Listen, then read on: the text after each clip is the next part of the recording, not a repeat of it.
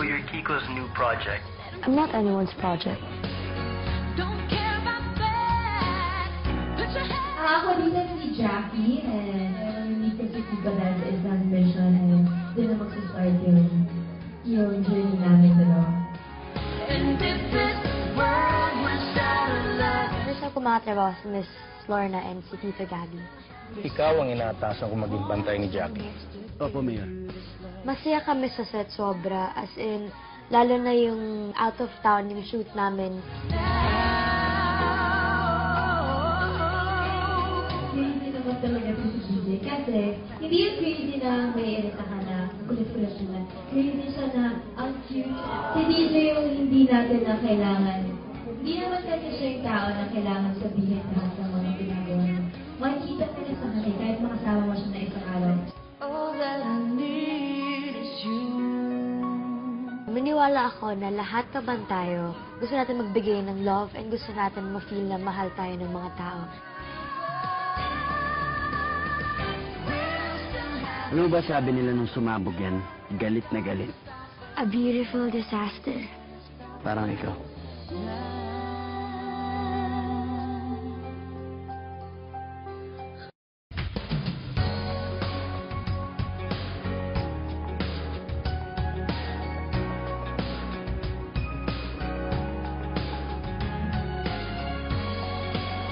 Bili ni Nanay Leia, walang special treatment. Puwera nga lang kung gusto mo ibibigit, ha? Yung Crazy Beautiful You, hindi lang siya kwento kasi ng dalawang tao eh. It starts off as a story of 5 wounded people who come together, they find each other, and dun sa encounter na yon, dun sa journey na yon, mahanap nila yung healing sa isa't isa. Malaking parte nung healing na yon ay dahil dun sa love story. Alam mo, kahit di ka naman maligo eh. Okay lang sa akin kahit anong amoy mo. It's a feel-good movie na pagkalabas ka ng movie house, masaya ka. Ang light lang kasi ng story, pero napaka-real. Marami silang matututunan dito, pero hindi lang yun sa pagiging romantiko. Siyempre, given na yun, pero kasama dito ang pagmamahal din sa pamilya, siyempre. At pagmamahal sa kapwa. Maniwala ako na lahat naman tayo, gusto natin magbigay ng love and gusto natin ma-feel na mahal tayo ng mga tao. Ano ba? Ngayon, wala ka nang kawala. Loving is about giving, pero at the same time, it's also about receiving. So you have 2 young people who will not only learn to love, pero more importantly, minsan kasi nakakalimutan natin, diba? That part of loving is yung willingness to be loved. So that's the journey of Crazy Beautiful You.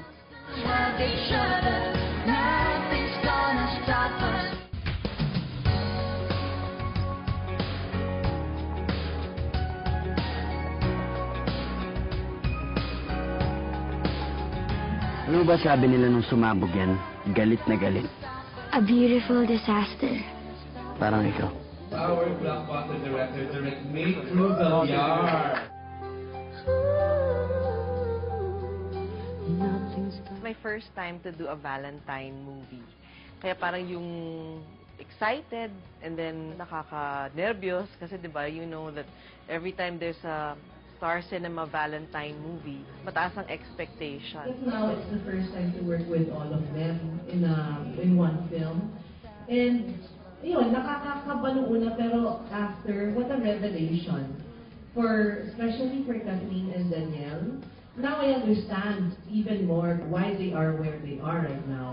Unang-una, ang sarap katrabaho. Sa yung trabaho, napakagaan lang magtrabaho, hindi mabigat sa set. At saka, siyempre, may kinig din kami sa kanya. Hindi kami nahihirapan gawin yung dapat gawin. Yun, napaka-light katrabaho. So you're Kiko's new project? I'm not anyone's project. Maybe you can be my project? Rosebleed! Pareho si Direk Cassie and si Direk May. Pareho talaga sila kasi yung gusto lang nila parate, pinapagawa sa amin, yung natural, ayaw nila na hindi kami comfortable sa mga gagawin namin sa scene. Mas napadali yan kasi gusto namin talaga yung mga kasama namin. As in, I'm really impressed. I just have to say it again and again and again. But of course, I'm very honored to have been given this opportunity. And we can build this dream together, standing strong forever.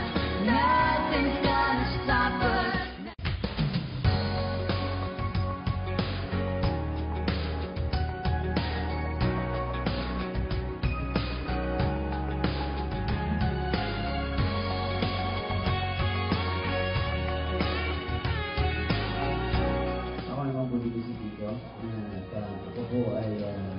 yun, stepbrother ko yung si Marcos.